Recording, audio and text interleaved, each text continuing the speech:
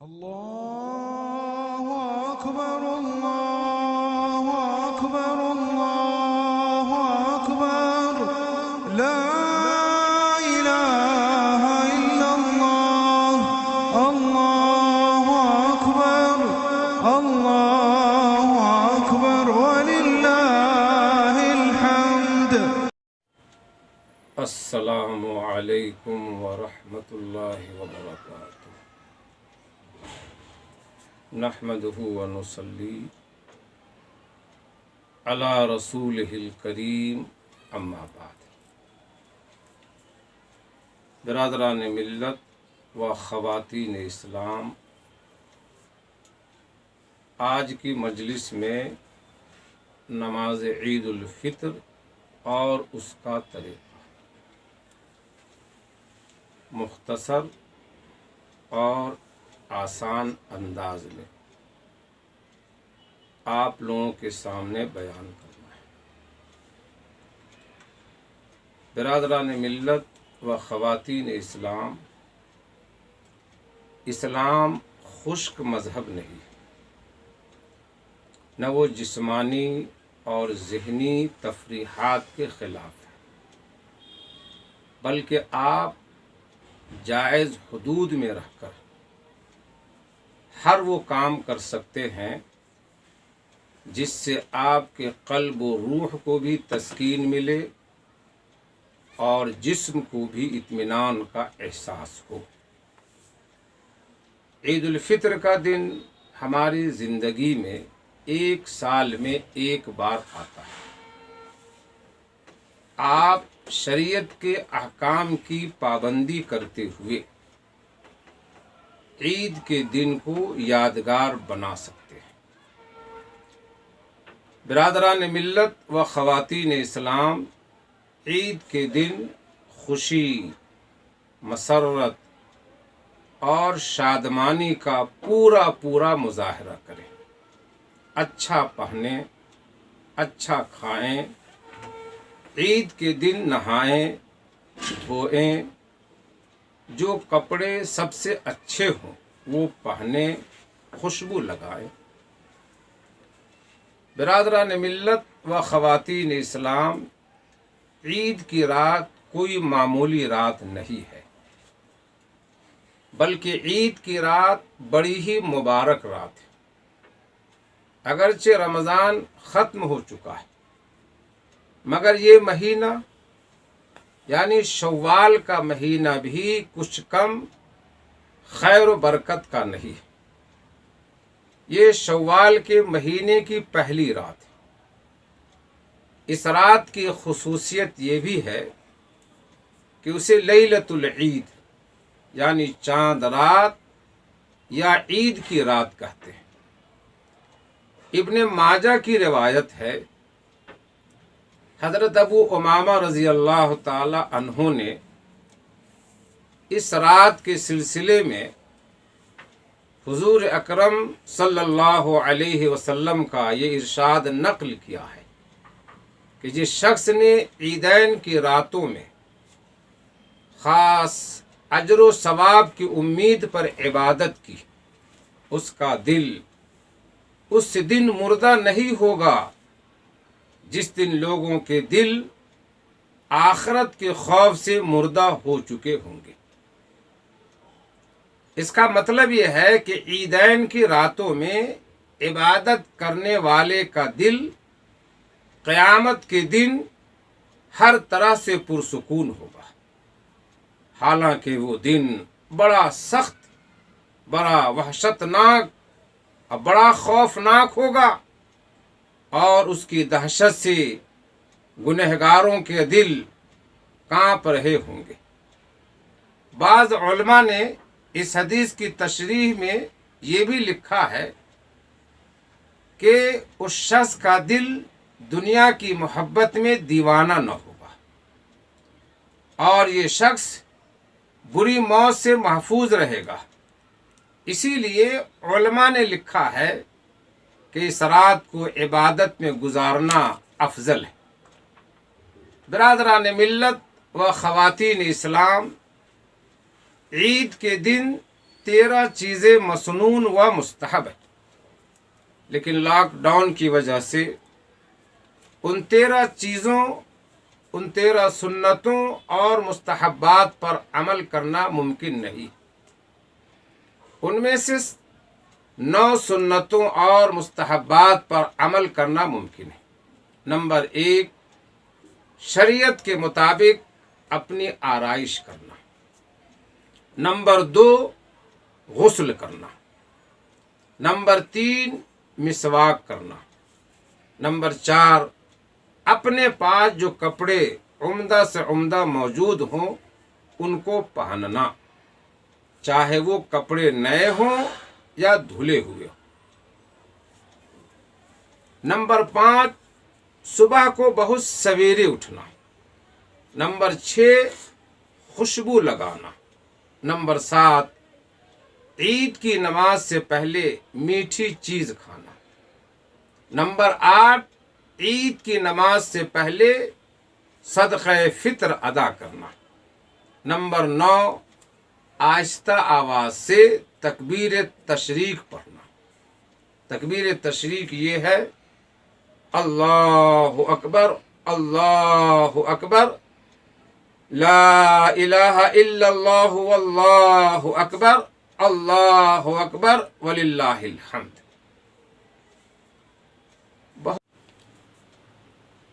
برادران ملت،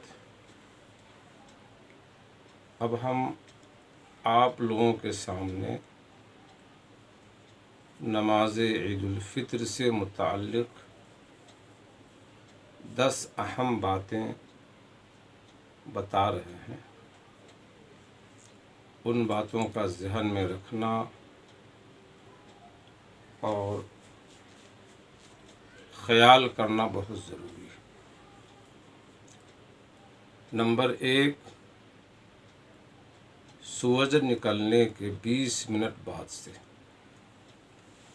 عید الفطر کی نماز پڑھنا شروع کرنا ہے۔ اس سے پہلے کوئی صاحب عید کی نماز پڑھنے کی کوشش نہ کرے۔ نمبر 2، اس سال سارے مسلمان اپنے اپنے گھروں میں اور گھروں کے باہری حصے میں نماز پڑھنے کی کوشش کریں۔ نمبر 3، عید الفطر کی نماز کے لیے امام کے علاوہ کم از کم 3 آدمیوں کا ہونا ضروری ہے۔ موجودہ حالات میں 4 یا 5 کا گروپ بنا کر عید الفطر کی نماز ادا کریں۔ نمبر 4، عید الفطر کی نماز کی نیت زبان سے ادا کرنا ضروری نہیں، لیکن بہت سارے احباب ایسے ہیں جو نماز کے لیے زبان سے نیت کرنا ضروری سمجھتے ہیں، حالانکہ یہ ضروری نہیں۔ جو حضرات زبان سے نیت ادا کرنا چاہیں وہ اس طرح نیت کریں: میں نیت کرتا ہوں 2 رکعت نماز عید الفطر کی واجب 6 زائد تکبیروں کے ساتھ واسطے اللہ تعالیٰ کے، منہ میرا قبلے کی طرف، پیچھے اس امام کے، اللہ اکبر۔ اور اگر کوئی امامت کر رہا ہو ان کے لیے بھی امام کی نیت کا دل میں ہونا کافی ہے، زبان سے ادا کرنا ضروری نہیں۔ لیکن اگر کوئی صاحب زبان سے ادا کرنا چاہتے ہیں تو میں امام کی حیثیت سے عید الفطر کی 2 رکعت نماز واجب 6 زائد تکبیروں کے ساتھ واسطے اللہ تعالیٰ کے منہ میرا قبلے کی طرف اللہ اکبر بول کر نیت کر لیں۔ نماز کا طریقہ بڑا آسان ہے، حالانکہ بہت سے لوگ اس کو مشکل سمجھتے ہیں۔ تقریباً سارے مسلمان الحمدللہ جمعے کی نماز پڑھتے ہیں، فجر کی نماز پڑھتے ہیں، اسی طرح سے عید الفطر کی 2 رکعت نماز ہے۔ فرق اتنا ہے کہ عید الفطر کی نماز میں 6 زائد تکبیریں ہیں، ان تکبیروں کو کہاں کہنا ہے اور کب کہنا ہے یہ ذہن میں رکھنا ہے۔ تو آپ نے نیت کر لی، اس کے بعد آپ نے کہا اللہ اکبر، آپ نے نیت باندھ لی اور ثنا سبحانک اللہم وبحمدک وتبارک اسمک وتعالی جدک ولا الہ غیرک، یہ پڑھنے کے بعد آپ کو 3 تکبیر کہنا ہے۔ نمبر 1 اللہ اکبر، ہاتھ نیچے گرا دیں۔ دوسری تکبیر اللہ اکبر، ہاتھ نیچے گرا دیں۔ تیسری تکبیر اللہ اکبر، اب آپ ہاتھ باندھ لیں۔ ہاتھ باندھنے کے بعد آپ سورہ فاتحہ پڑھیں اور آپ کو جو بھی سورہ یاد ہو، مثلا پہلی رکعت میں آپ نے سورہ عصر پڑھی والعصر، اور آپ رکوع میں چلے گئے، پھر آپ نے سجدے کیے اور آپ کھڑے ہو گئے دوسری رکعت کے لیے۔ دوسری رکعت میں کھڑے ہونے کے بعد آپ کو سورہ فاتحہ پڑھنا ہے، اور آپ کو جو سورہ بھی یاد ہو، جیسے قل هو اللہ احد، یہ سورہ پڑھنے کے بعد آپ کو رکوع میں جانے سے پہلے 3 تکبیر زائد بولنا ہے۔ پہلی تکبیر اللہ اکبر، دوسری تکبیر اللہ اکبر، تیسری تکبیر اللہ اکبر، چوتھی تکبیر بولتے ہوئے آپ رکوع میں جانا ہے، پھر سجدے میں جانا ہے، پھر آپ کو تحیات، درود شریف، دعا معصورہ پڑھ کر سلام پھیر دینا ہے۔ اس کے بعد جو مسئلہ ہے عید کی نماز کے خطبے کا، اس کو بھی لوگ بہت بڑا مسئلہ سمجھتے ہیں، حالانکہ جو خطبے عام طور سے مساجد میں ائمہ اور خطبہ پڑھتے ہیں، ان خطبوں کا اتنی مقدار میں پڑھنا ضروری نہیں۔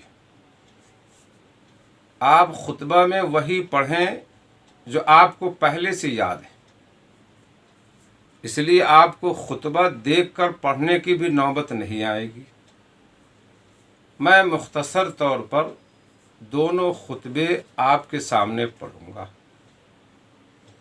وہی پڑھوں گا جو تقریباً سارے مسلمان کو یاد ہے۔ پہلا خطبہ میں آپ کہیں اللہ اکبر اللہ اکبر لا الہ الا اللہ واللہ اکبر اللہ اکبر وللہ الحمد نحمدہ ونصلی علی رسولہ الکریم اما بعد فاعوذ باللہ من الشیطان الرجیم بسم اللہ الرحمن الرحیم قل هو اللہ احد اللہ الصمد لم یلد ولم یولد ولم یکن له کفوا احد اشہد ان لا الہ الا اللہ واشہد ان محمدا عبدہ ورسولہ۔ پہلا خطبہ ہو گیا۔ کون مسلمان ہے جس کو قل هو اللہ احد یاد نہیں؟ کون مسلمان ہے جس کو دوسرا کلمہ یاد نہیں؟ یہ پہلا خطبہ آپ کا ہو گیا۔ بیٹھ جائیں آپ، پھر کھڑے ہوں، اور دوسرا خطبہ اللہ اکبر اللہ اکبر لا الہ الا اللہ واللہ اکبر اللہ اکبر وللہ الحمد۔ فاعوذ باللہ من الشیطان الرجیم بسم اللہ الرحمن الرحیم والعصر ان الانسان لفی خسر الا الذین آمنوا وعملوا الصالحات وتواصوا بالحق وتواصوا بالصبر۔ سبحان اللہ والحمد للہ ولا الہ الا اللہ واللہ اکبر ولا حول ولا قوة الا باللہ العلی العظیم۔ دوسرا خطبہ آپ کا ہو گیا۔ آپ کی نماز اب مکمل ہو گئی۔ بس یہ ذہن میں رکھنا ہے کہ جمعے کے اندر خطبہ نماز سے پہلے ہوتا ہے اور عید الفطر میں خطبہ نماز کے بعد ہوتا ہے۔ آپ کو یہ بھی ذہن میں رکھنا ہے کہ عید الفطر کی نماز خطبے کے بغیر بھی ہو جاتی ہے۔ نماز کے بعد دونوں خطبے کا پڑھنا لازمی اور ضروری نہیں ہے۔ اسی طرح سے جن لوگوں کے لیے عید الفطر کی نماز پڑھنا ممکن نہ ہو، وہ لوگ اپنے گھروں میں 2 رکعت کر کے 4 رکعت چاشت کی نیت سے نماز پڑھ لیں، کافی ہے ان کے لیے۔ اسی طرح موجودہ حالات میں تمام مسلمان اس بات کی بھرپور کوشش کریں کہ نماز کے بعد یا عید کے دن کسی بھی وقت مصافحہ اور معانقہ کرنے کی کوشش ہرگز نہ کریں۔ اور یہ ممانعت کوئی قانونی ممانعت نہیں ہے، شرعی ممانعت بھی ہے۔ اس لیے اس پر عمل کرنا شریعت کی اتباع کرنا ہے۔ اسی طرح اس موقع پر تمام مسلمان اس بات کا بھرپور خیال رکھیں کہ نہ وہ خود اپنے کسی رشتہ دار کے یہاں جانے کی کوشش کریں، اور اسی طرح کوئی رشتہ دار اگر آپ کے پاس آنا چاہے تو حالات کے پیش نظر اخلاق کے ساتھ ان سے معذرت کر دیں اور ان کو منع کر دیں۔ اسی میں ہمارے لیے خیر ہے، بھلائی ہے۔ موجودہ حالات میں تمام مسلمان پوری خوشی کے ساتھ، مسرت کے ساتھ، شادمانی کے ساتھ عید کی خوشی منائیں، عید کی نماز پڑھیں، کسی طرح کا کوئی غم اور رنج نہ کریں، اور اللہ کے فیصلے پر ہر طرح سے راضی رہنے کی پوری کوشش کریں، اور اللہ تعالیٰ سے یہ دعا کریں کہ اللہ تعالیٰ کرونا وائرس کووڈ-19 جیسی مہلک، خطرناک اور خوفناک اور زہریلی اور متعدی بیماری سے پوری دنیا کی نجات عطا فرمائے، اور پوری دنیا جو اس بیماری کی وجہ سے ویران ہو گئی ہے، اللہ تعالیٰ آباد فرمائے، اسی طرح یہ بھی دعا کریں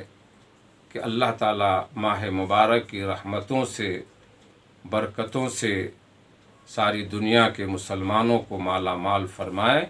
اس موقع پر ہم عالم اسلام کے تمام مسلمانوں کو اور پوری دنیا کے تمام مسلمانوں کو دل کی گہرائی سے عید کی مبارکباد دیتے ہیں۔ السلام علیکم ورحمۃ اللہ وبرکاتہ۔